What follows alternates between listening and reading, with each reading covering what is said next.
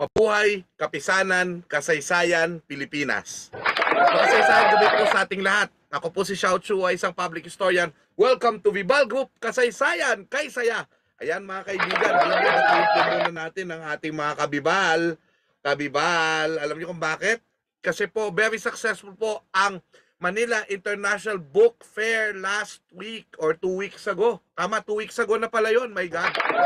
Oo, kaya binabati natin, of course, El Presidente, Gas Bibal, Christine Mandirigma, Rio Brihino Lim, Kim Carlo Rente, Benis Balboa de la Cruz, Jessa Pomar, Sarah Sunga, Richard Laidillo, at syempre, alam mo, maraming programa ito nung book fair. Maraming tertulia na dinirect si Budjay Sedutan. Ayan, at finally, nag-meet po kami face-to-face noong last week lamang. Na Budjay, nice to meet you at salamat po sa, directing us last time dun sa tertulia. I was one of the hosts at talaga naman nakakatuwa.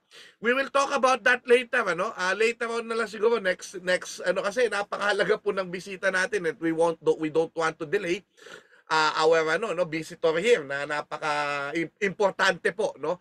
But before that, siguro, I would like to also congratulate the Philippine Historical Association for a recently concluded conference, mga kaibigan.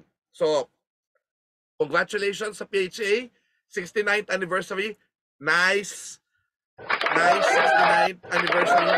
At salamat po sa mga lahat ng dumalo. Sa UP Los Baños po, pinapasalamatan po namin ng Department of Social Sciences ng UP Los Baños. Thank you po sa accommodation ninyo.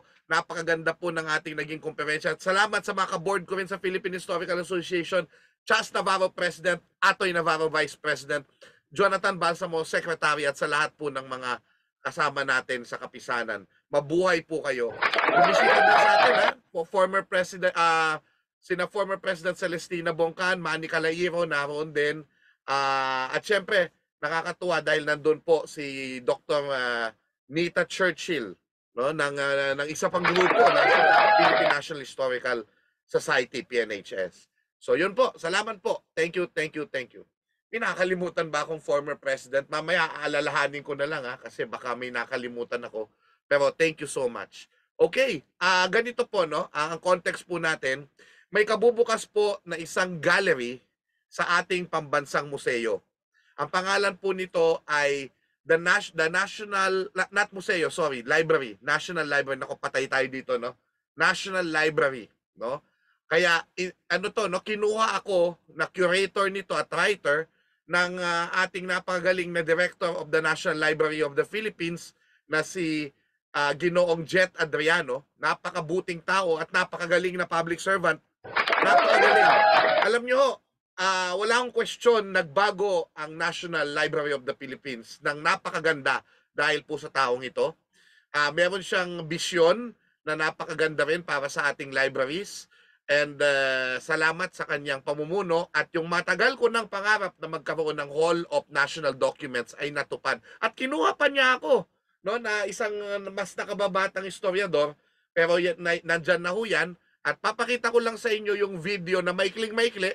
Kung ano po yung makikita nyo doon, pwede nyo makita pag inyo pong binisita. So ito po ay courtesy of the National Library of the Philippines po.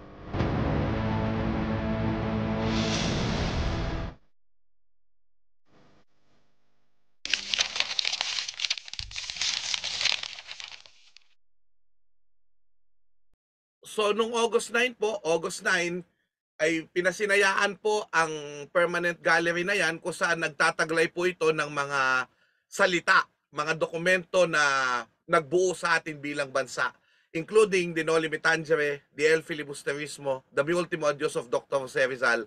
Nandyan din ang mga ang trial ni Andres Bonifacio, ang Declaration of Philippine Independence June 12, 1898 at August 1, 1898. At nariyan din po ang konstitusyon ng Malolos at iba pang mga mahalagang mga dokumentong nagbuo sa ating bansa. At sa salita ay naging bansa. Pero isa po sa talaga sa pinag-usapan po ng mga periodiko ay napabilang na po sa mga dakilang dokumento na ito na nagbuo sa ating bansa ang isang mapa na masasabi natin na siyang ebidensya na tayo ay isang teritoryo na ginawa ng mga Kastila bilang kolonyal na teritoryo. No? Alam naman natin na bagamat naging bansa tayo noong 1898, 1896, 1898 bilang isang kamalayan, ay naging teritoryong Pilipinas po tayo dahil sa mga Kastila. Dahil pinagbuklod nila ang watak-watak na mga politika at bayan at nabuo ang Las Islas Pilipinas o Las Filipinas.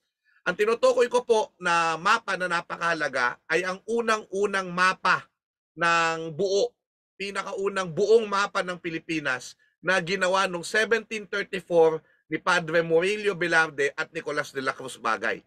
Alam niyo po, ilang kopya na lamang po ito at yung iba ay nanakaw nung panahon ng British occupation at ito po ay natagpuan yung ilang kopya sa isang kopya sa Britanya kung saan ito naman ho ay nabili sa isang auction ng isang Pilipino, no? So ito po, no, papakita ko lang sa inyo, ito ho yung replica na hawak ko. Ito, no? Ito po ang replica noong Murillo Velarde map. Ayan, no? Ito po yung lot 183, no? Lot 183 nakalagay po 'yon, no? 183. Lot 183, Carta Hidrográfica, no? Iconográfica de las Islas Filipinas, sold 170,500 euros. Ito ay pounds yata to, yes, pounds.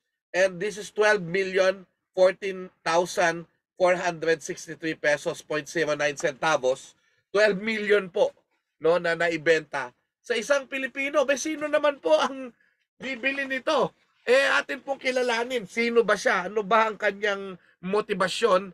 At kilalanin natin bakit napahilig siya sa ating kasaysayan at bakit inalay niya ang mapang ito sa sambayan ng Pilipino na yung 12 million na yon ay pinamigay lang niya sa ating pambansang aklatan.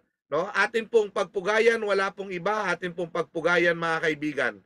Siya po ang chairman ng Asian Institute of Journalism and Communication, AIJC, and the Now Group, wala hong iba kundi si Ginoong Mel V. Velarde.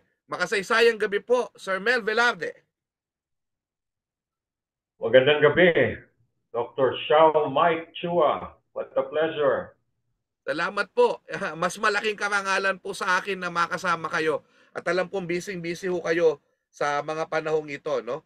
Teka, naputol yata yung ating live? Teka, naputol ba yung live natin? Hindi naman.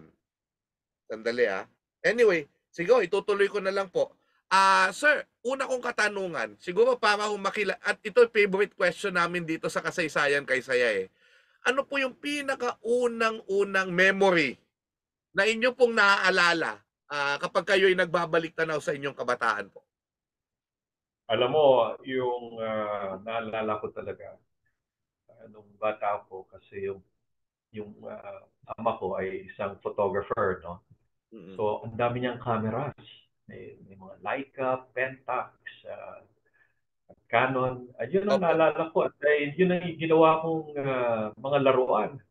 Wow. Tinuturuan niya ako kung paano ko kalikutin yung mga camera niya hanggang natuto na akong pumindot ng shutter at makapag-picture. Nung araw very mechanical at mabigat yon.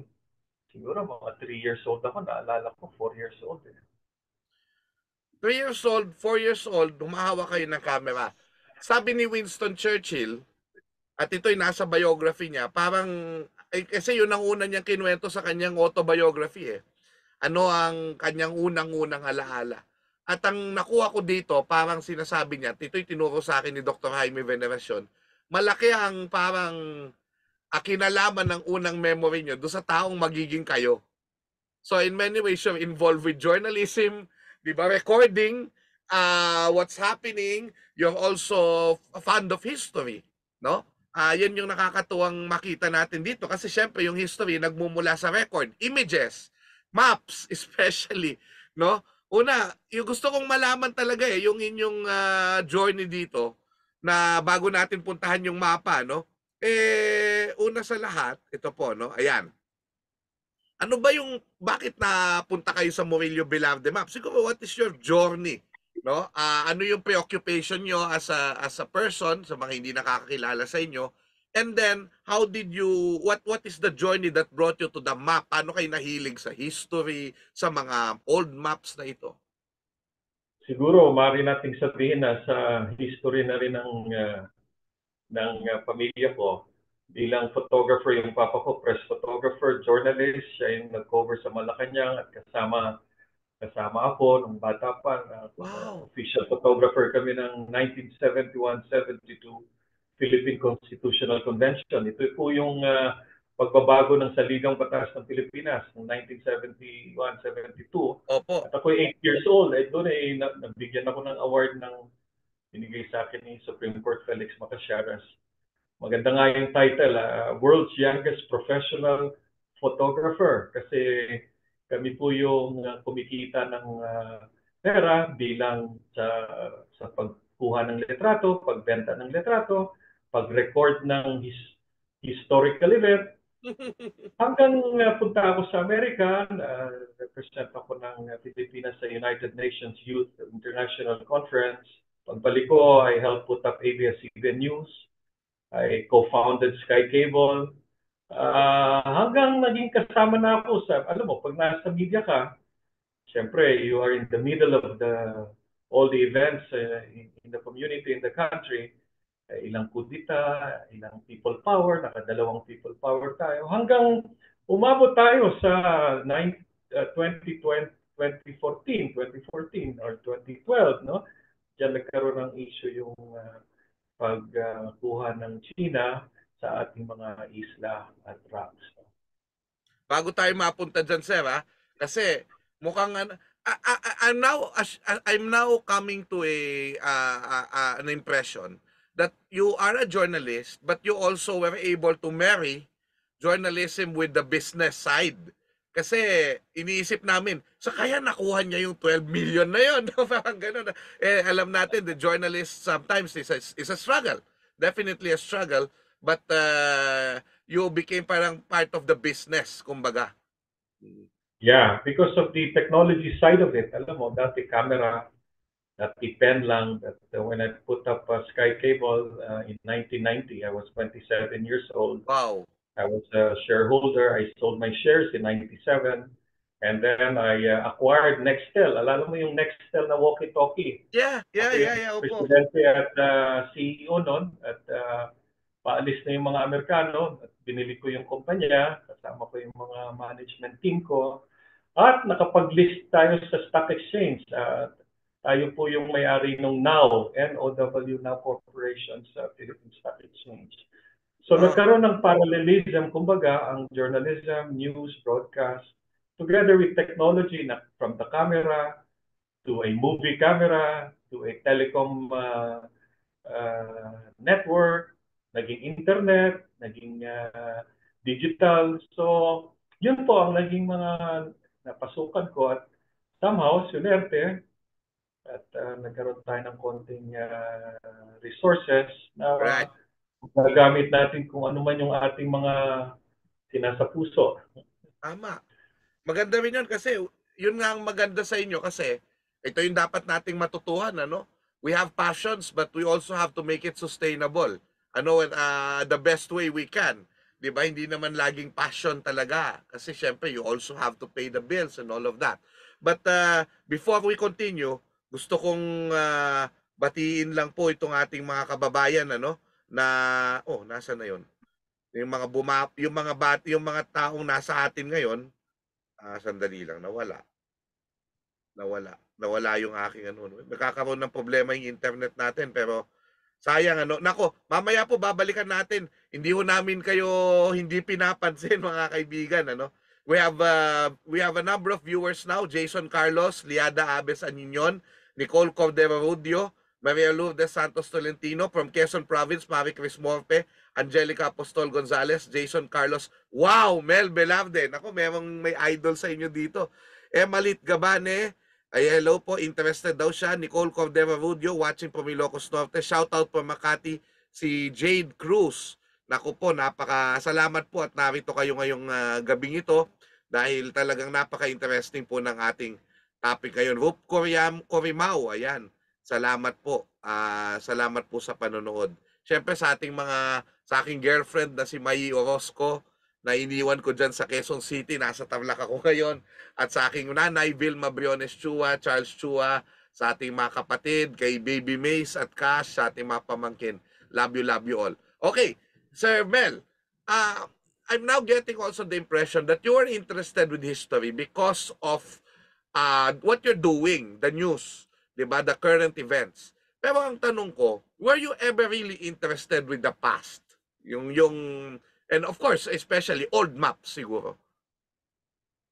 Alam mo, there was one historian who said that every man is his historian. No? Yeah.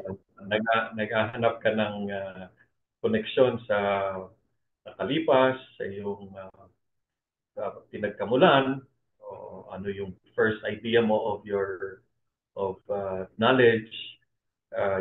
Una, nagsisimula yan sa pamilya.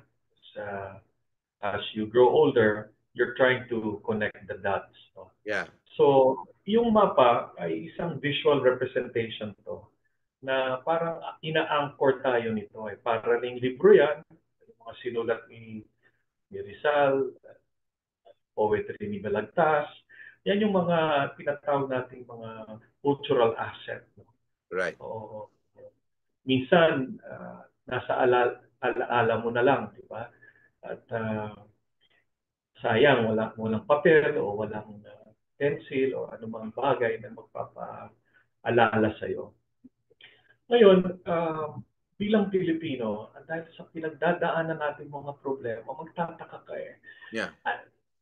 Paikot-ikot ang problema natin. Correct. Di ba? So, mapipilitan ka magtatanong may kanta nga saan ako nagkamali, di ba?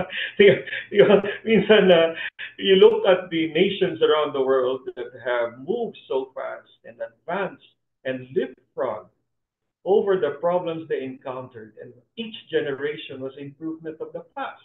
Right. Ayun, magtataka ka, at anong nangyari sa atin? So mapipilitan ka talagang maging estudyante ng history. And I think it also goes with their work that you're working on technologies, and probably you've traveled in many countries around the world looking for technologies, di ba? Tapos parang ang dating, despite the technological advances, parang ang dating nga parang meron nga something that brings us backward, no? I'm not saying again that we are not a great people, we are not an ingenious people. Pero yun nga, there's something that makes us parang stay somewhere, no? Hindi ganoon kabilis yung ating pagsulong bilang isang nasyon. And of course, this goes to yung ito nga, no, na isa sa mga problema ng bayan, di ba? Aside from yung tinatawag natin na corruption, no, is really foreign domination. And yung tinatawag natin na pagkamkam ng mga dayuhan ng ating mga lupain o ng ating mga ng ating patrimony, yung atin, 'di ba? So yun nga po. So which now brings us to this auction, no? Na kayo ay naroon. Una sa lahat, no, sino ang nagbalita sa inyo na meron akong magaganap na ganitong auction, no, noong November 4 2014. Ano po?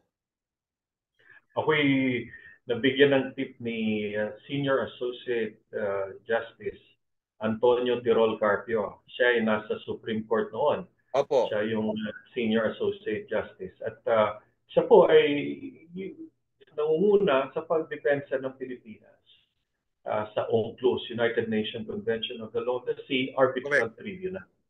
At kailangan po ng ebidensya kasi ang China po, sinasabi nila, silang may-ari niyan at ilang libong taon kanila yung mga isla tracts na inoccupy nila.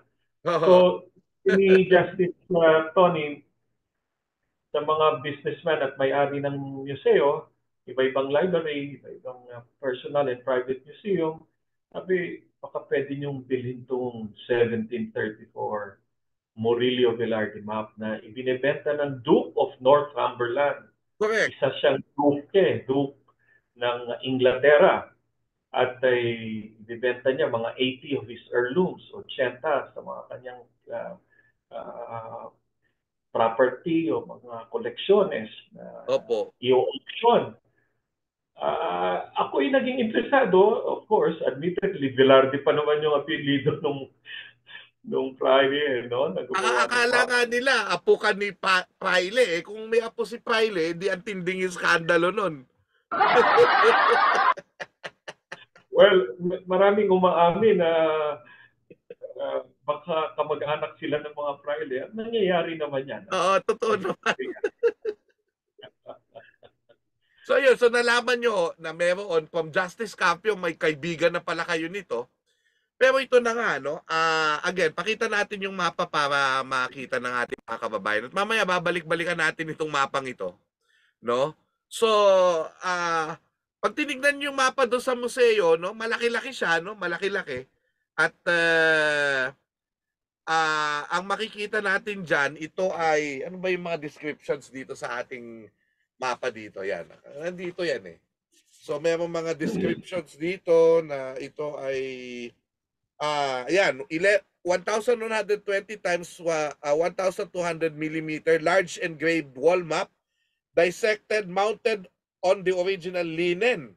Ibig sabihin, ito yung may papel. Napapansin nyo to, no? May papel ho doon. Pag tinignan nyo mabuti, parang yung papel actually naghihiwalay na dahil sa tupi. Pero may cloth na nagbubuo. Kaya actually magandang klase. Ganito pala ang mga mapa nga noong unang panahon, nilalagyan ng tela. Kumbaga, no, linen splitting, one panel detached, light browning. So medyo, ibig sabihin ng light browning, medyo hindi siya totally brown na. Ibig sabihin, matibay ito, no, na mapa, no, na makikita natin. At ito nga yung ano, no, Carta Hydrographica y Chronographica de las Islas Pilipinas. Oh, na ginawa ni at ito dito magtataka nga kayo. Ito pag sinumin mo tong mapang ito, makikita mo yung ito magtataka ka talaga eh. Yung detalye ng bawat bayan. O ito nandito Tarlac, tignan nyo. Pampanga. May Tarlac na ono no, 1734. Wala pa akong nakatira dyan noon. Dahil mga Aita ang nakatira, I mean, no? Hindi pa yung tinitirahan ng mga present Tarlac. Makikita ninyo, Pampanga ay part ng Tarlac. Tapos yung Metro Manila, tignan nyo. Yung Pulo, nandun na. Tondo, nandun na. Nako, Paranaque, nandun na. Piñas, nandun na. Wala pang Las, Piñas lang, and dito ka magtataka, paano ginawa ito noong 1734 na walang eroplano, walang map, walang, ano yan, dagat lang yan na tinitignan nila. Di ho ba? Tapos, ito na nga, no, meron ng mga vignettes na tinatawag tayo dito sa gilid. Sino ba yung mga Chinoy? O, Chinoy noon, Sangli, Chino. O, yung mga katutubo. Nariyan, Mestizos, may Japanese. Parang multicultural na tayo doon. Doon mo makikita, multicultural na tayo noon. May mga Chinese na dito, may mga Mestizo, no? May mga Indiano. Tingnan nyo, may mga ganyan, no, na nandito. At ito pinakita din yung ating mga pamumuhay. Puerto de Cavite, Sangli. Hindi ako nagkakamali. Tapos ayan, Sambuangan, Sambuanga, o ayan, yung mga ninuno natin na agriculture, eto ang Intramuros. This map is so beautiful, no? Ayan, nagsasaka. So, yan ang makikita dyan. Now, I have a question. When you heard of this, what was the preliminary? Now, by the way, Vival Group had a book on this. It's called Philippine Cartography, made by Carlos Quirino, and the Murillo Velarde map is there. Pero kayo, ano yung mga parang, syempre, bibili niyo yan. You have to know kung ano itong pinapasok ninyong sa auction na ito at napakamahal nung bibili ninyo. How did your research? How did you study it? And ano yung mga realizations nyo na nagsabi kayo, I'm going to do it. I'm convinced now to do it. May progression yan. Nung una, ang sabi namin nung nagkikwentuhan kami ni Justice Carpio, ang base price niyan, 20,000 pounds lang, no? So mga 1 million pesos. Kung madoble man yan, 2 million pesos, okay na yan. Ha? Yan ang limit natin. At ang idea, basta manalo ka sa bidding, babayaran mo, maiuwi mo, pagdating sa Pilipinas, pwede naman nating ano yan, ang plano, ibigay natin sa gobyerno at i-reimburse naman ikaw kung ano yung gastos mo. Ang importante, magkaroon tayo ng sarili nating mapa Kopya. na original na Correct. kopya ng 1734. So sa akin, parang naging mission eh. Nagkakaroon ka ng mission na, of course, may halo pang Harry Potter yung, alam mo, yung castle nung nagbebenta na si Drew, siya yung may-ari ng Alnick Castle. A-L-N-I-C-K. But it's pronounced Alnick Castle, no? Mm-hmm. Yan yung Harry Potter School of Hogwarts and Wizardry. So, sa kaka-research mo, lahat itong mga detalye ito, nagkaka-contribute na siya sa mga pag-isip at nagre-relate ka na kung ano yung pakiramdam mo sa mission na yan, ano yung kahulugan ng gagawin mo. Tapos, syempre, may commercial value eh. Syempre, natural na may commercial value, babayaran mo yan, at mananalo ka. So sabi ko, ayan, yan ang Annie Castle. No? Mayaman, So, yaman eh, ang may-ari. matindi yung Duke of Northumberland. Alam mo, siya yung pangalawang pinakamayaman na landowner sa UK. Number one, of course, Queen Elizabeth, ngayon si King Charles. No? Oo. At ang laki ng lupain niya at nangangailangan siya ng pera. So 80 sa mga area niya, mga property niya, ibinibenta niya. Isa doon, yung Velarde map natin. So alam niya ang halaga noon, although maliit, in a way, relatively maliit sa the cost that you bought it, ano? And I probably, ito yung theory nga namin dyan ng mga historiador, it was part of the British occupation loot. Tandaan natin na noong 1700s, di ba, inoccupy tayo ng British for 1 year. Tapos nung umalis sila, dahil nalaman nila, tapos na pala yung gera nila with the Spaniards, ano? Ninakawan naman nila yung mga treasures ng San Agustin Church, ng Intramuros, which perhaps included this map.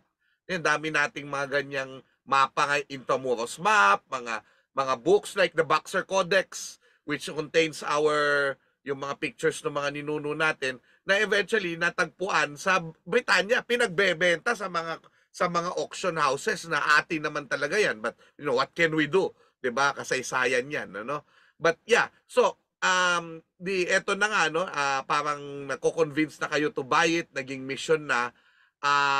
Ito nung parang no, what was your ano yung mga una yung parang learnings na about the map? Kasi ngayon pag nagkukwento kayo about the map, meron na kayong knowledge about it eh. Marami na kayong knowledge. How did you research itong ano yung mga binasa-basa ninyo ng mga bagay-bagay para malaman yung halaga ng mapang ito?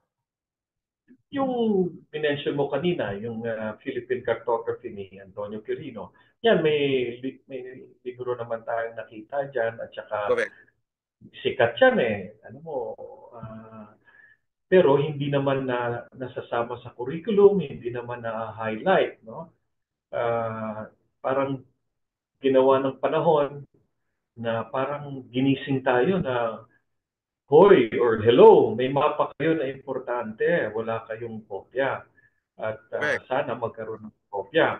So, ang nangyari tuloy, we, in a personal capacity, naging participant tayo ng history sa pagbabalik ng cultural heritage, no? Yun yung tinatawag na repatriation of a cultural heritage na kinuha sa atin, parang balangikat bells, no? Kinuha sa atin, pinento mo nga na nilusog tayo ng mga British forces, no? In 1760. Kinuha yung copper plates, nag-print siguro sila doon, tapos napunta sa isang dube, at dapat maisole. Sapagkat atin yan eh. At yan ay isagisag ng ating alaala, collective memory as a people. Baka pwede yung pa nga sabihin, birth certificate natin yan eh. Like the Declaration of the Independence, di ba? Parang ganun din. Or land title natin yan. Land title, yes. Tama, mas land title pala. Tama. Oo. Parang, dapat nakikita mo yan eh. O hawak-hawak mo yan. Bagamat alam mong Pilipino ka at may-ari ka ng Pilipinas, sa simula, hindi importante na wala kang land title na hinahawakan. Pero pag may nangaagaw na ng sarili mong bayan, pati ikaw magtatanong eh, ako ba talaga Pilipino? Tayo ba talaga may-ari ng Scarborough Shoal? Spratlings? O nangaagaw tayo? Tingnan nyo yan, ha? Pag-aari ng ibang tao. Kasi, ito, siguro ganito, no? Ngayon ko na ipapalabas yung isang, panoorin na para may context lang tayo din. Panoorin natin yung isang ginawa kong special noong unang panahon tungkol sa Showtime, yung ano yung claim ng China, no? Tungkol sa West Philippine Sea at ano yung sinasabi ng mapang ito na binili nga ni Mr. Mel Velarde. So, puntahan natin tong ano na ito, ito 3 minutes lang naman ito. Panoorin natin.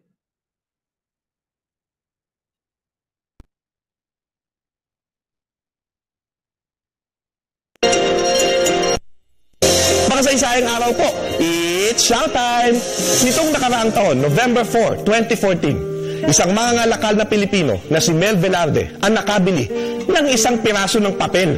Isang lumang mapa sa Sotheby's Auction House sa London sa halagang 12 million pesos. Napakamahal naman ng papel na yan. Ano ba ang halaga niyan? Ang dokumento na kanyang binili ay ang mapang Carta Hydrographica y Chorographica de las Islas Filipinas na ipinagawa at nilimbag ni Padre Pedro Murillo Velarde S.J.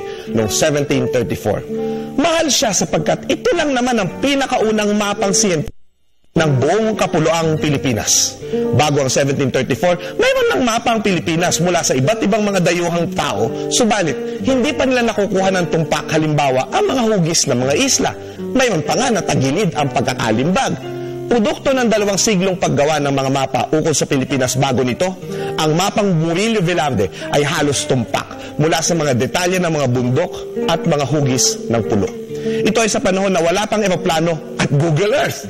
Tinatansya lamang nila batay sa kanilang mga paglalakbay sa lupa at sa karagatan. Ayon kay Nick Joaquin, ito ang mother of Philippine maps. Kaya naman, itinuring itong tanteng mapa sa kasaysayan ng Pilipinas. Malaki ang mapa na may sukat na 1.12 by 1.20 meters at ipinagawa ni Murillo Velarde sa itinuturing na pinakaunang Indio na tagapagpagawa ng mapa na si Nicolas de la Cruz Bagay. Noon ang Pilipinas ay bahagi ng Imperyong Espanyol, kaya makikita sa mapa ang coat of arms ng Espanya. Ayon rin sa historiador na si Ambeth Ocampo, mapatutunayan sa mapa na lahat ng pangunahing mga bayan sa Pilipinas ay nasa tabing ilog at dagat na nagpapakita ng ating kulturang maritima. Dekoratibo ang mapa, may mga anghel na nagtutrompeta at isang drawing na nagpapakita ng na noon daw tumungo ang Jesuitang si St. Francis Xavier sa Mindanao. Nawala niya ang kanyang krusipiho, subalit naibalik ito ng isang higanteng alimango. Nasa gilid ang iba pang mapa na ginawa ni Bagay, tulad ng mapa ng Maynila. At ang mga guhit ukol sa mga pamumuhay ng ating mga ninuno, mga lumad at mga sangle o Chino na ipinaguhit sa Indio na si Francisco Suarez. Ayon kay Murillo Velarde, Filipinos are extremely capable in any handicraft. I have seen paintings, drawings, and maps from native Filipino pens more beautiful, neater, and handsomer than those taken from Paris. Mayroong mga mas maliliit na kopya muling inilatahala noong 1744 at 1760. Ngunit, ang pinakamahalaga sa ating unang mapa na ito, mapatutunayan na bahagi na ng teritoryo ng Pilipinas ang mga isla na tinawag na Panakot, na kilala ngayon bilang Bajo de Masinloc, Scarborough Shoal, o Panatag Shoal.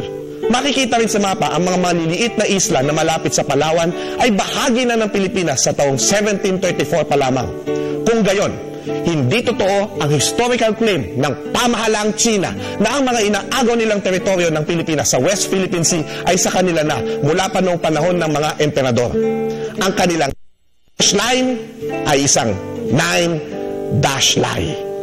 Ako po si Xiao Chua para sa telebisyon ng Bayan. And that was Xiao Ta. Ayun, no? Alam nyo, pinanlalaban kasi nila yung historical claim. Ito, paliwanag na natin, ano? From the 1947, wala pang Communist Party of the Philippines. Gomindang government pa lang. Tinuturo na sa mga batang Chinese na yung pinakahuling bahagi ng kanilang teritoryo ay yung 9-dash line, na ngayon ay ginawa na nilang 10-dash line. At ano nga ito? Hanggang ano yan? Yung kumbaga, pinapalibutan niya yung Southeast Asia. Dahil tapos sasabihin niya South China Sea. Kaya South China Sea kasi sa China yan. No? Malaking kalokohan po yan. At ito nagpapakita, ito, no? Una, may mga mapa si Justice Carpio, siya talaga yung isa sa mga eksperto dito, na yung mga lumang mapang Chinese mula sa mga emperador official or unofficial European and Chinese maps tell us that the southernmost part of China was Hainan Island. Is Hainan Island. At tayo may ebidensya, pag tinignan natin itong mapang binili ni Mr. Velarde, tingnan natin ulit yung malaki. No? Ito, no, yung tinatawag natin na Panakot Shoal, ayan, or Panatag Shoal or Scarborough Shoal. And also, nandito sa gilid ng Paragua o yung Palawan ay yung what we believe are the Spratlys. Spratly Islands. Of course, hindi pa, dapat malayo pa yan, pero I'm sure nilagay yan ng mga Spanish dahil ang akala nila ganyan lang kalapit yan. Pero meron na silang idea no, na tinagay na nila yan sa ating mapa. So hindi totoo yung kiniklaim nila. No, na ano, at yan ang binili ni Mr. Velarde. Ngayon sir, bring me to that day. Yung araw na yun noong 1914, were you present during the auction o ito pa'y pinabili nyo sa ibang tao? Di ba pwede yung phone in? Di ba? So paano? Were you there in saan ba nangyari to sa London ho ba? Anong nangyari noong araw na yun? Nagkataon na yung November 4, 2014 ay birthday ng mama ko, Amparo Velasco Velarde. So, ang ginawa ko dyan, nag-coordinate ako sa aking mga abogado, Farrer, their law firm there in London, na ma-register ako as one of the bidder at they could represent me. At pwede naman yung phone call. So, while having a birthday dinner with my mother, alala ko pa, alam kong nag-enjoy pa siya sa steak. So, nag-steak kami noon. Doon sa Pasay, yung harap ng airport, no? Terminal 3. Resort World yon, di ba? So, noong gabing yon, sabi ko, this is the night. No? Siyempre, alam mo, wala na yung father ko at that time. Alis niya lang May 2014. Ngayon, November 4, 2014, first birthday ng mama ko. So sabi ko, I can do both. Magmumultitasking ako. Have dinner with her, at the same time be on the phone. No? Mm. Alam mo, sa nakikinig siya sa akin, sabi niya, anak, mukhang na-excite ka. Akala ko hanggang 1 million to 2 million lang. So, sabi ko, meron pa namang laman ng refrigerator natin, ma. Baka may rason na dapat tayo ang manalo dito sa bidding na to. My God. You were there in that Resorts World, if that's a restaurant or what. And then, di ba, parang miles away, nandun yung auction. And it's getting exciting. And then, umabot na nga sa 12 million. Parang ano yung threshold nyo? Talagang sabi nyo, pipilitin nyo na lang ba ito? Kasi hindi, yung 12 million na yan, I think kasama na yan sa 12 million yung surcharges. Because when you buy in an auction, hindi lang yan yung presyo, no? Yung may taxes yan na babayaran ka sa Britain at yung kita nung sa auction house or what, may mga taxes at surcharges ang tawag. So ano 'yun? Yun na kaya nyo naman, sabi nyo, pwede. Yung 12 million, yun yung talagang floor price, no? Opo. Na raise ng Sotheby's sa pag-auction. Hindi pa kasama dyan kasi 2 taon muna bago ko na ilabas sa Inglaterra yan eh. Oo! So 2 taon na naka-storage fees yan, legal fees, tama ka, may mga surcharges, at ang pinaka-hurdle, pinaka-challenge after I won is to get the clearance from the British government na hindi part to ng kanilang national patrimony. Correct, Kasi correct. kung part to ng kanilang kayamanan, ng kultura, kayamanan, hindi ko mailalabas sa England yun.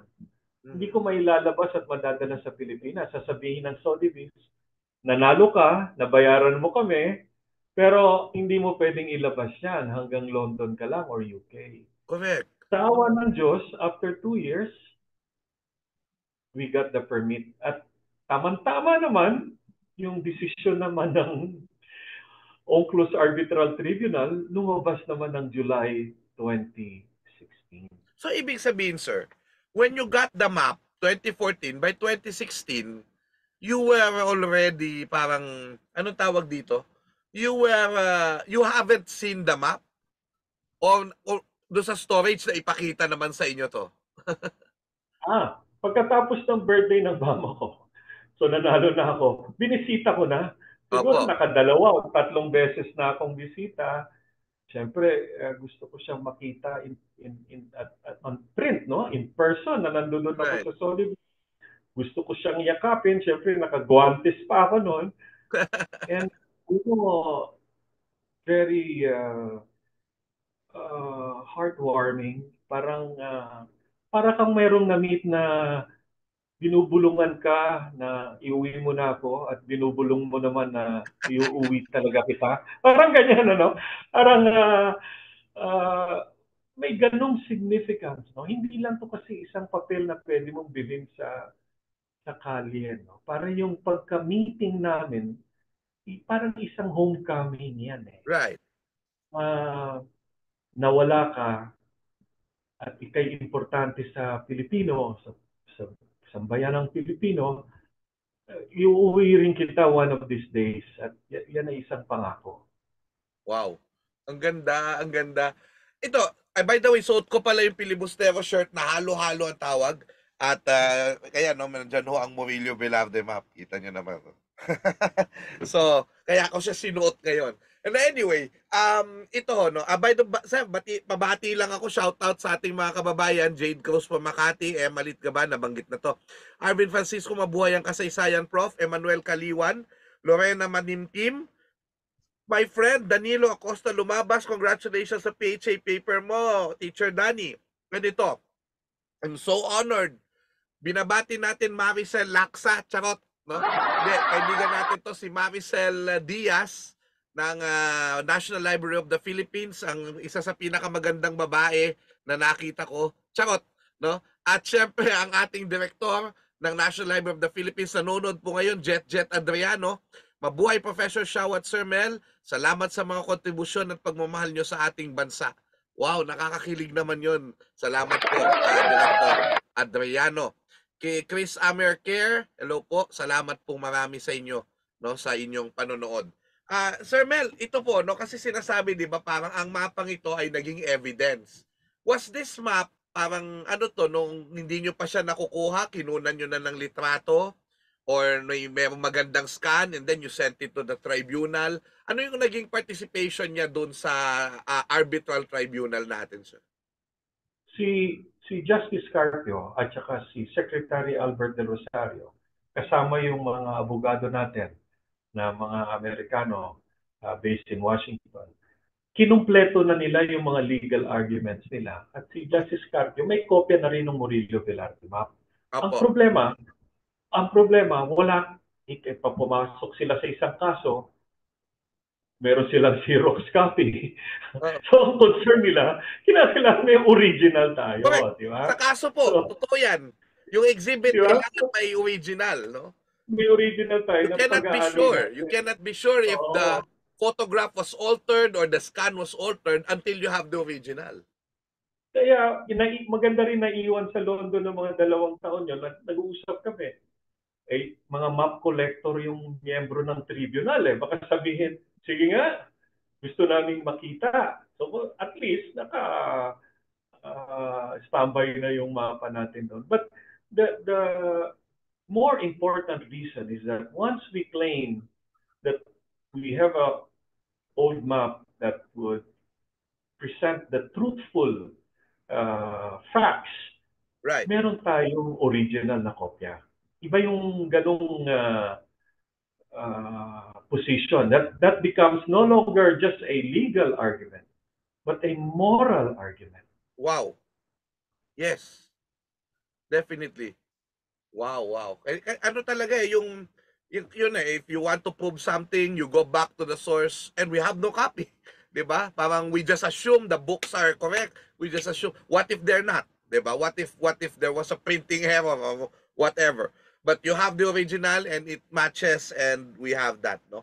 Now, ito nga, ang tanong ko, meron bang nagalit sa inyo o nagulat o parang, you have a young family. I saw your family. You have a beautiful wife. You have wonderful little kids, no?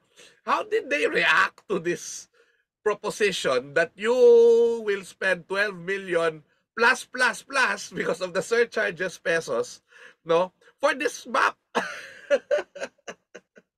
Alam mo, sabi nung mama ko, over birthday dinner niya, mukhang na-excited ka, Mel, ha?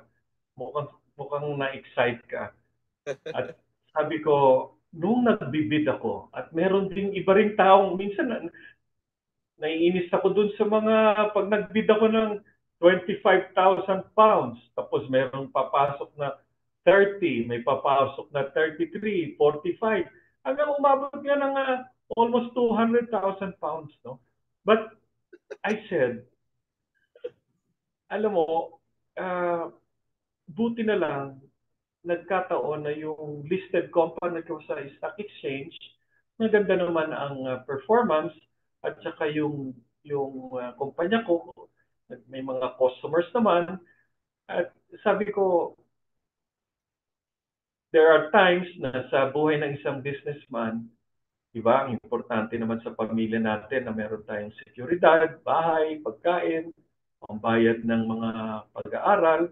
At pag may natira, at may naipon ka naman, gusto mo naman madulot yan sa ibang tao, sa kapwa mo. At lalo na ito, merong significance na history. Eh, baka mapunta pa sa iba. Biro mo, isipin mo, magtipid ka. Kung meron ka naman, wag mo nang tipirin. Total, ayan mo naman yan eh, di ba? Maganda yun eh, kasi you were not, yung naging mentality nyo talaga, you were not buying this for yourself eh. You're buying this for the country. And sugal yun dahil because you were, sabi niya, there's probability that it can be refunded, there's probability that it cannot be refunded. But whatever it was, you went with it. Now, ito, curious po ako kasi you were the ones, very famously of course, you created very large replicas of the map. I think it was the map is the same size, but it's bigger because there are information that you put there as regarding the map, you started printing this while the map was still in London, I suppose. Yes, oo. Galing. Kasi gusto na natin i-spread yun eh. Ayaw nating, alam mo, pag meron kang anting-anting, gusto mo ilabas yan, di ba? Hindi mo yan itatago. So, bilang isang technology man, di ba? I made sure that we got the digital file at kahit nasa Pilipinas pa lang ako noon, basta nanalo na tayo, nag-print na tayo. Nagbigay na tayo ng blow-up copy sa Northern Luzon Command ng Philippine Army. Tolcom. Sila yung 24/7 na gising na nagdedepensa, protekta ng ating Northern Luzon West Philippine Seaside. So, armed forces. So, inisa-isa ko na alam mo, ang labanang ito, hindi lang legal, hindi lang sa dyaryo, nagsisimula to sa sa puso ng Pilipino at saka sa utak Battle of the minds. Yes, the war is in the minds, yes. Oo, tayo, nagbabasa tayo ng libro, nagbabasa tayo ng mapa, pero sila, nagpapakamatay sila para sa Pilipinas So, nung nabigyan ko sila ng kopya ng mapa, parang, wow, ako nga ang maiyak-iyak Sabi ko, hindi ako naiiyak anymore sa 12 million. Naiiyak ako dun sa, the value they put into something for which they dedicate their lives. Right. May mga pamilya rin yun, di ba? So sabi ko, mukhang hindi ako nagkamali Wow. Pagbalik ko nga, after 1 week, nireport ko kay Justice Carpio na sabi niya, Mel, bakit umabot ng 12 million, di ba? 2 million lang, baka hindi ka ma-reimburse ng government yan. Sabi ko, Justice Tony, i-donate ko yan para matupad yung gusto mo, gusto ng liderato, gusto ng gobyerno, na makita ito ng bawat mamamayang Pilipino, lalong-lalo na ang kabataan, at makikita niya sarili niyang land title, pagkataon niya, ang orihin ng Pilipino, ang pangitain ng Pilipino, makikita sa mapa Correct. Nandun ang kultura natin. Sabi niyo nga, I watched your interview with Rappler and other interviews na pinapakita niyo nga, hindi lang yung halaga sa teritoryo natin yung mapa, na pinapakita nito na may kultura tayo, yung mga ninuno natin, eto sila, no? Hindi sila mga mangmang, di ba? Ganon. At saka, siguro, dito sa show mo, pwede kong sabihin lahat ng problema natin sa ngayon, at problema natin the past 100 years since 1898, itong mapa na to magsasabi sa atin will remind us of how to deal with our problems. Siguro, in our later talk, lahat ng problema natin, makikita natin dito kung paano ginawa ng ating mga ancestors, solvehin din ang problema nila noon. Right. Right. Are you talking about agriculture is one solution to our problem? Lahat unahin natin isa. Tingnan mo yung gumawa ka ng Murillo Velarde map na ganyan kadetalya. Ano ibig sabihin nun? Hindi lang 3 yan ang gumawa niyan Yan ay gawa ng buong sambayan ng Pilipino. Correct. Yung taga-Tarlac na gumawa ng kodigo na yun at yung taga-Mindanao na nag-drawing ng sarili niya, pinagtahi-tahi yan. Tama. Hindi yan si Murillo Velarde lang na nag-iisa na genius ni Nicolas Bagay o Francisco Suarez. Hindi. Ilang taong kinodigo ng mga Aita, ng mga Muslim, Kapampangan, taga-Romblon, taga-Samar, iginuhit nila mismo yan. Nung dumating na yan kay Murillo Velarde, marami ng kopya na pinagtahi-tahi yan. Ibig sabihin, ganda. A map cannot be done by a single soul. You have thousands of souls, thousands, in fact hundreds of thousands, contributing over time. Parang isang pelikula yan Wow. Na iba-iba yung mga bida na hanggang nabuo. Working together. Ng 1734. Pero ang tinatahi nila, Hindi lang pang 1734. Yung retaso, yung raw material, dumaan yan through oral tradition. Ano yung oral tradition?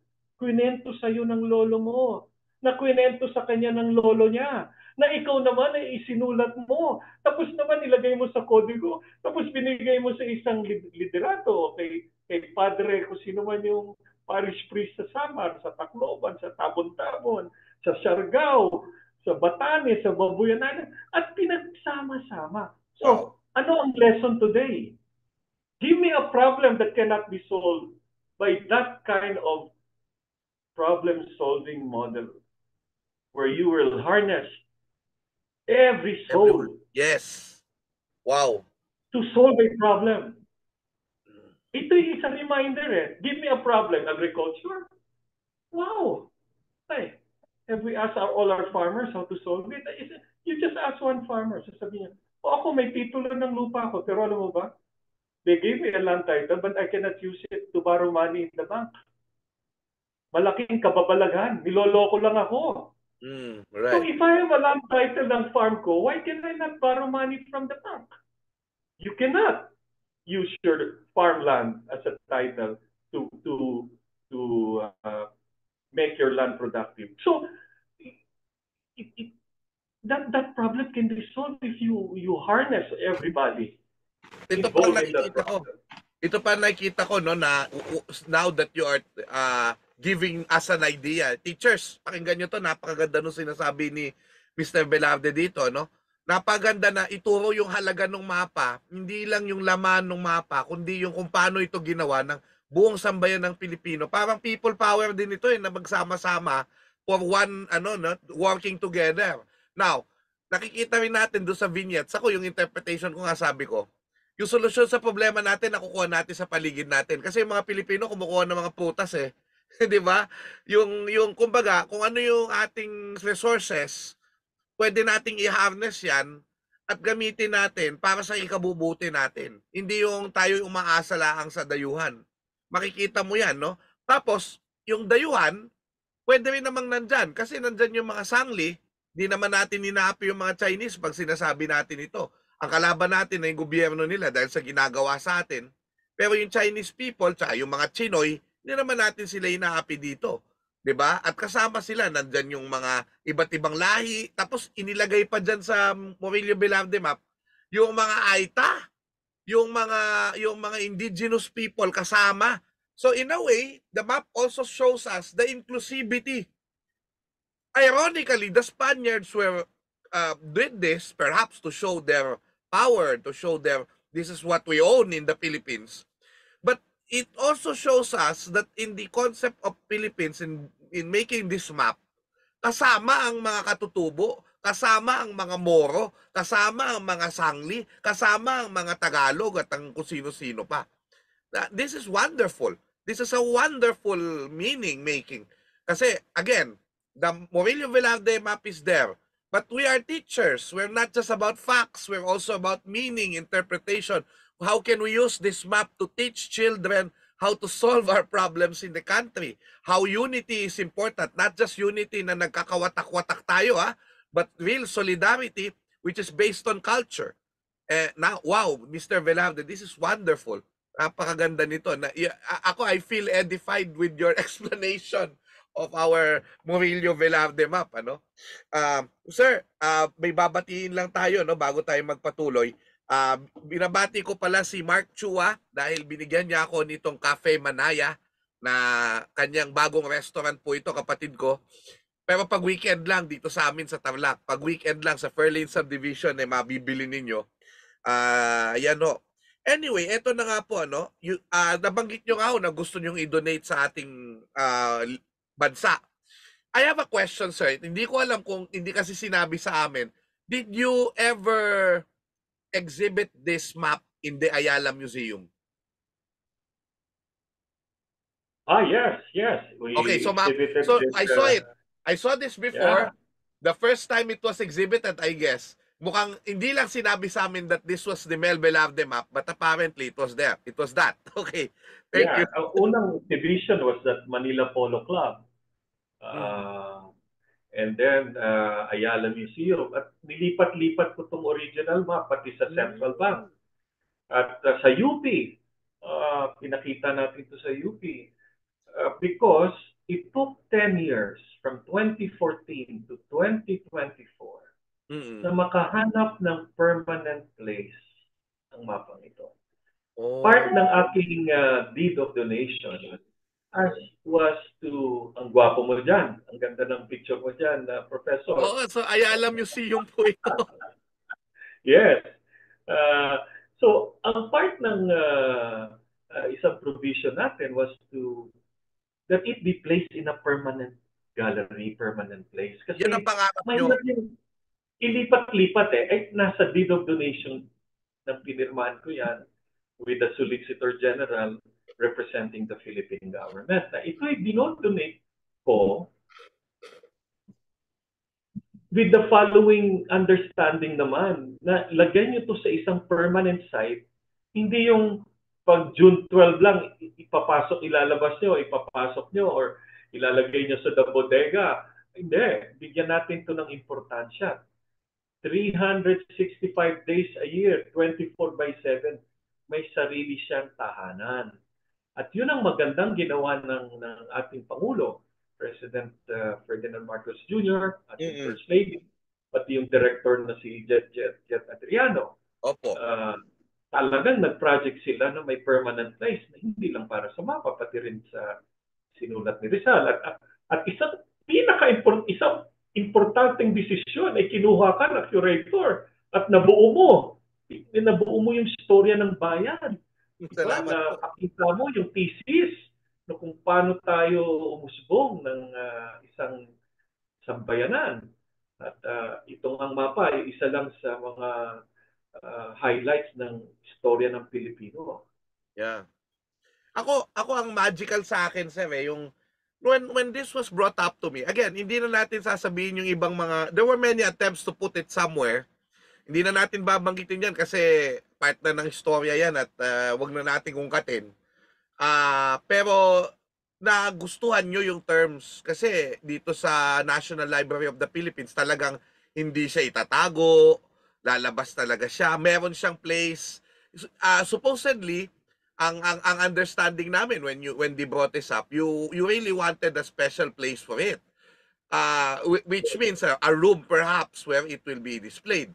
Pero of course, I think napapayag kayo because it might not be in one room, but it's in a room with the Noli Me Tangere and the El Filibusterismo and the Declaration of Independence, which is even much more better than what you probably wished. And ako at first I cannot believe pero sabi ko nga si Mel Velarde will probably want that map to be with the Declaration of Independence.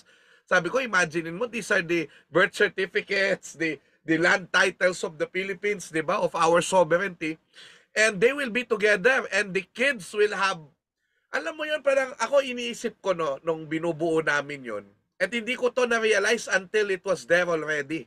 Nung nakalagay na yung mga, alam mo, nagiba talaga yung kwarto You know, there was full of text, wala pa yung documents, pero nung nalagay lahat yung dokumento, including the map, talaga nag-shine yung mga documents Your focus was on the documents. And one of the highlights that people focus, talagang ito, nabalita talaga to, ay yung mapa nyo. No? Yes. Alam mo, Dr. Xiao, Mike, no? Pumunta ka dun sa room na yon. Yung Noli Me Tangere, ilan ang sumulat nun? Isang tao. Yes. Yung Declaration of Independence, ilan sila doon? 94. 100, di ba? Less than 100. Okay? So, pati yung kay Quezon doon, meron din sulat niya yun. Tingnan mo yung mapa. Ilan ang gumawa ng mapa? Sabi nyo nga, marami. Hundreds of thousands yan. You know why? Parang Bible Alam mo yung Bible? Paano nabuo ang Bible? Right. Wala silang ink noon. Ito yung tinatawag na oral histories. Pinagkwento ng pinaka-ninuno hanggang sa susunod, hanggang sa current 1734. Nung nilagay sa mapa yon, nilagay nila hindi lang yung kaalaman nila nung 1734. They put into permanence. They put into a recorded form the oral testimonies that passed through hundreds of years na dumaan sa dila ng lolo't lolo hanggang apot-apot-apo at Right. naisulat. So yun ang pinaka-importanting doon na detalya. You can't make a map in 1 year. Right. You can't make a map or a nation in 1 year. You make a nation through all this, as sabi mo nga, salita na dumaan sa labi. Right. Mga, Right. mga luha na dumaan sa mata. Diba? Ng ating ancestors. Right. At bakit nila ginawa yung mapa? So, if you were in the 15th century at nagkwekwento ka sa apo mo, kasama ka pa sa 1734 map? Of course. Mm-mm. Kasi yung pinaka-apo mo, nagkwento na alam mo, sa Limasawa, dito yan dito nangyari yan Ito nga ito yung beach na to hindi pa nila nasulat yun. Nadaan sa kwento yun hanggang naisulat yun. Correct. Correct. Hanggang 21st century, may historian na Dr. Xiao Chua. Hanggang ngayon, nagsusulat pa kung ano yung ikwento ng labi. Ninunununuan natin. Di ba? Exactly. Exactly. Yun ang halaga ng kasaysayan talaga pagka tinignan mo naiintindihan natin kung sino tayo dahil hindi tayo pumutok sa buho laang, no? May mga ninuno tayo na nagbuo ng identity natin at kahiyahiya na hindi natin itutuloy ang kwento ng ating bayan. Di ho ba? Kasi binuo na ng mga itong mapa ng Murillo Velarde nga ay binuo ng napakaraming tao para ipagpatuloy natin yung ating bansa. Diba? Sir Mel, bago kukunin ang comments ng ating mga kababayan dahil 8:45 na ho at I really do not want to get you beyond 9 although I hope after the final song we are going to have a class picture together dahil sa napakahalagang meeting natin sir na ito at magse-selfie na nga ako. Ayan. May papalabas ho natin yung ito pagka pinanood nyo ho ito, pag pumunta ho kayo sa ating exhibit, mapapanood nyo ho itong video na ito ng summary ng kwento ng Murillo Velarde map, Naalay po ang video na ito ng ni Mr. Mel Velarde. Actually nakakatuwa nga kasi ito, anecdotal ho ito. Nung binigay ni Sir Mel yung mapa, ay kasama ho niya yung mga tauhan niya, At ito nga at sila mismo nagkabit doon sa wall ng ating National Library. Kinakwento lang ako sa akin at wala ako nito. This was 1 day before or 2 days before the actual opening by the First Lady of the Philippines which I guided, kahit na magkaiba ho kami ng politika, wag na ho sana kayong wag niyo na ho kaming intrigahin kasi we were celebrating as two Filipinos this beautiful gifts of the nation from the National Library of the Philippines. But anyway, that said, eto na pinapako na doon sa National Library yung mapa. Parang sinabi niyo pa yata at may binigay kayong television na nagpe-play nga nitong video na ito. Tapos sinabi niyo pa yata sa mga tauhan niya, magpaalam na kayo. so naikwento sa akin yun. I think that was loving, na parang pati yung inyong mga tauhan, of course, your attachment with your people, but also your people's attachment to the Murillo Velarde map na kung saan-saan ninyo na kayo nagpunta and all of that. So, anyway, nakakatuwa lang kung malaman yung kwentong yun at naikwento lang sa akin. But this is the Murillo Velarde map video. Saan na ba yung ito?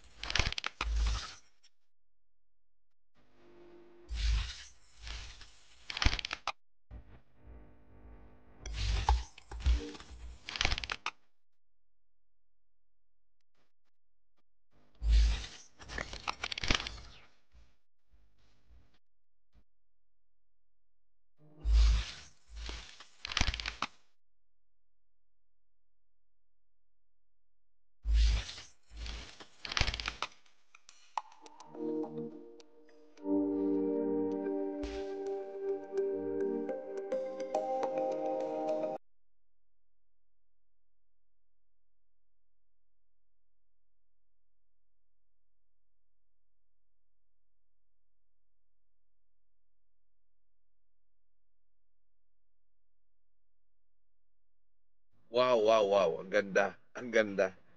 Natuwa naman ako. Salamat po doon sa video na yan. May mga babasahin lang tayo, no? Vilma Briones Chu ay my mother. Makasaysayang gabi po, Professor Doc Xiao and Sir Mel. Mabuhay po kayo. Si Mama nasa ibaba lang.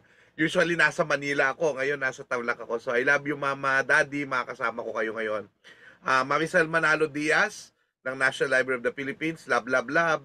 Kumusta kay Mr. Diaz? Mary Clemuel Plata, makasaysayang gabi po. Hector Kalimlim Bakal, makasaysayang araw po from NEUST, Cabanatuan City, Nueva Ecija. Magandang may incorporate sa Readings in Philippine History ang pag-unawa sa kahalagahan nito, hindi lang sa kasaysayan, kundi maging sa kultura nating mga Pilipino. Okay, Murillo Velarde Map, makasaysayang gabi po. Okay, eto po para sa balita tungkol sa Murillo Velarde 1734 map, maaari niyong i-like ang Facebook page na ito. Ito, may link po tayo dito sa pero ang Facebook po, Velarde Map. Velarde, big letter M, A, and P. Velarde Map. Ayan. Mga akalipan po ng teacher sa mga team replay. Meron po tayo kanina, umabot tayo ng 50 na watchers, 1 kwarto na ho yan sa Lasal. At mamaya po, I'm sure marami pa manonood sa ating team replay. Velarde Map po, paki-like po, no? Paki-like po. May Ernie Rosano, hi po. Yun. Alright. So siguro po, Sir Mel, no, bago ho tayo magtapos at 8:51 na ho, ano? Siguro I want to know ano pa yung pangarap ng isang Mel Velarde para sa kanyang sarili at sa kanyang mahal na Pilipinas. Alam mo, this map could be a source of some solutions to our problems today. Kasi kung ang mapa ay 300-year-old, tapos pagkikwentuhan natin, 300 years ago may map, at period, useless yan eh. Useless. It has to have some contemporary significance. Ano yung solusyon na pwede nating matutunan? Isa, to create that map, they have to harness everybody. Which we explained kanina. Right. Kinakailangan natin ng leaders na katulad nila Nicolas Bagay, Francisco Suarez. Alam mo, pati mga Aita at Moro nasa mapa na yon. Sa totoo lang, it is a reminder to the Spaniards, you were never able to conquer Cordillera and Muslim Mindanao. Right. We were a nation within an empire. Right. Kahit hindi pa kami independent, we had a nation, a life of a nation, independent nation state. Right. Okay? So ngayon, 2024, anong problema ng Pilipino? Ano yung mga lessons na pwede natin matutunan sa paggawa ng mapa at pag-record ng mga style at solusyon ng mga leaders ng araw? Paano sila magtulungan? Nasa ilalim sila ng isang mapaghimaksik na conqueror, pero nasolbahan nila. Tayo, walang problemang malaki. Kung matututunan lang natin kung ano yung ginawa ng mga leaders natin. Tingnan mo, nung si Limahong lulusob ng Manila, anong ginawa ng Espanyol at saka ni Raja Lacandula? Kung nanalo si Limahong, wala nang Rizal. Walang Rizal. Kaya dapat, wala tayong isa lang na national hero. Each generation should have heroes. Right. Sa time ni Lapu-Lapu, may hero. Time ni Lacandula, may hero. Diego Silang, may hero. 1760. May hero from Romblon. Lahat ng generation. Sa ngayon, nung pinapatay yung mga users, mga kabataan natin because they're victims of the disease of drugs, pinagpapatay. Sino yung hero? Wala. Ngayon, ang daming gutom ngayon. Diyos ko, walang pagbayad sa dialysis. Sino ang hero ngayon? Yan ang dapat pag-isipan natin. Right. Wow. Alam niyo po, ito, ano lang bago tayo umalis, pakita ko lang ho ang isang music video. Hindi ko lalagyan ng sound kasi mamamatay ho tayo, no? I mean, mapatayin tayo ng YouTube at saka ng FB. Pero ito, isang sikat na banda po, no, na tinatawag na P-pop, Philippine pop, no? Ang tawag po sa kanila ay SB19. Itong mga SB19 na ito, ako fan ako ng SB19 kasi nagkaroon ako ng chance to meet them at napakababait na mga tao. So, nakakatuwa kasi itong music video nila na What. What means what, pero what is also watawat, no? So if you're going to look at the ending of that music video, papatayin ko na lang po yung sound, ano? So ayan nga ho, no? Ito yung ending ng music video nila is the Murillo Velarde map. If you're going to look at it, no? So pag tinignan mo, iconic na siya sa mga kabataan. Ito na nga, no? Meron ng meron kaming video sa The Filipino Story na yung Murillo Velarde map ang aming nilagay doon, ano? Na hindi pa pala lumalabas yung episode 4 namin. Nandun yon. So, ayun po. Sir Mel, una sa lahat, gusto ko kayong pasalamatan sa oras nyo. At pangalawa, alam nyo, ako masaya ho kasi ako ipinangakuan nyo ng kopya ng Murillo Velarde map. At I was expecting na yung malaki yung ibibigay nyo, pero namumroblema din ako kung saan ko siya ilalagay. Kaya, nung finally ho, no, natupad na ho, nung mismong araw na i-inaugurate yung hall natin at binigyan nyo ako na nakalagay sa ganitong lalagyan lamang, mas manageable ka ako. Salamat po at nagkaroon na ako ng sarili kong kopya ng Murillo Velarde map kahit ito'y maliit pero alam nyo, nandito na ho, kitang-kita nyo na ho lahat dito. No? At talaga naman salamat po at magagamit ko ito sa akin. Maganda dyan, Dr. Xiao, maganda dyan. Madadala mo siya habang nagtuturo ka. Correct. Pero nag-reserve na rin ako ng malaking mapa para sa yung bagyan. Alam nyo, meron akong pwedeng paglagyan din naman yan. At makikita ito ng ating mga kababayan. Ano? Salamat po talaga. Salamat doon. Salamat sa oras na to. Salamat sa mapa na ibinigay nyo sa akin. At pangatlo ho, basta wag muna kayong aalis after the song, ano, para makapagpa-picture tayo. Pero una, salamat po talaga sa inyong puso na ibigay ito sa bayan. Alam nyo, ang wish ko na lang talaga, Sir Mel, I will be honest with you. Ang wish ko na lang sana, kahit papaano, meron kayong pakinabang dito na kaunti man lamang. Ewan ko, ano, we don't have to discuss it here, pero sana bigyan kayo ng gobyerno ng tax rebate or what. I hope may ganyan sa mga businesses ninyo. Bahala na ho ang gobyerno doon. But the mere act of you giving this map for the Filipino people, for people to see it, yung kapag nanais nyo na dapat kapag gusto ito makita ng batang Pilipino, basta office hours ng Lunes hanggang Biyernes, makita niya ito, ay matutupad na ho dahil nagbukas na ho no September 9. August 9 natin in-inaugurate to, September 9 ay nagbukas ho ito publicly. Sa Friday may tour ho ako sa umaga, pero hindi ho ito open sa public. Kasi baka dagsain, hindi natin kaya. I can only tour about 30 people per kasi ang 1 hour yung tour. So ganun katindi, ganun karami yung treasures. There are about 80 treasures to explain, including the Murillo Velarde map. And there's a 1 hour tour. So, ayan, yung mga sinuwerte ho na nakapag-register, punta ho kayo sa Biyernes. Kapag kami mga iba pa, baka nakatambay ako doon, punta lang kayo doon. No, malay nyo, ituro ko kayo or at least I'll give you some of the highlights. But una sa lahat, salamat Sir Mel. Muli, salamat kay Director Jet Adriano, kay Maricel sa mga bumubuo ng Filipiniana Division, kay Erwel na tumulong sa akin personally sa mga documents na kailangan natin. Salamat sa inyo. Salamat. Walang hanggang pasasalamat at ang sambayan ng Pilipino po ay makikinabang ng malaki dito sa ating gawain. Okay? Sir Mel, mabuhay po kayo.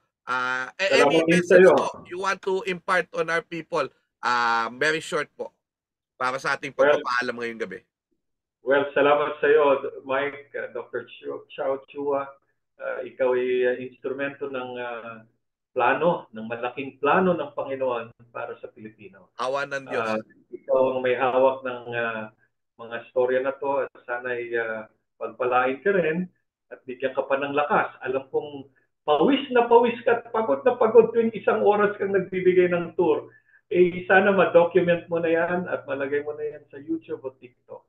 Ako rin nagpapasalamat sa mga nakikinig, lalo na sa mga kabataan na mga estudyante ng history. Mahalin niyo yung kaisa-isa nating bayan at darating ang panahon, ang hamon ay mapupunta naman sa inyo at sana ipanindigan natin na ipakita ang ating commitment, ating pagmamahal sa bayan. Salamat. Salamat po. O, hindi ko nadadagdagan yon. Tandaan ho natin, pag nakita nyo ang Murillo Velarde map, sana ho maligayahan ho ang puso nyo na ito tayo, ito ang Pilipino. Nagtulungan, binuo ang mapa, at hanggang ngayon, ebidensya ng ating kaakuhan, ng ating identity bilang Pilipino. Dahil tandaan po natin, mula ho sa ating kasaysayan, ay atin pong makikita ang ating sarili at sana po maging makabuluhan ang buhay natin dahil dyan. So ako po si Xiao Chua. Maraming po salamat at lagi po nating tatandaan, ha? Lagi nating tatandaan ang kasaysayan ay kay saya. Okay. Bye-bye!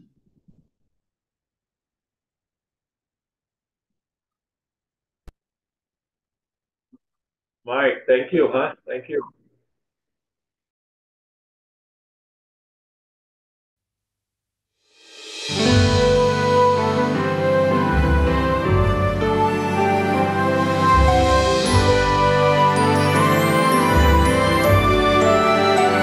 Sa puso't isip laging kukupkupin mga gunitang sa ating nakarating. Bayan pukawin sa diwa't damdamin. Pangarap ng kahapoy ating tuparin. Marami pang bagay ang dapat tuntunin. Mga aral ng nakalipas ay susulatin. Malagang kahapoy sisikapin pang libutin. Nalalaman ay atin pang pauunlarin. Salam sa kaibig-ibig mong layunin. Padayon sa iyong pagiging tinig ng kahapong nagnanais na marinig, ng ngayon at ng bukas na darating. Luwit ka mananalaysay sa iyong papel. Turuan ang mga kababayan na daigin. Agam-agam sa sarili, dangal papag-alabin. Kabayan, bayan na kabutihay, landasin.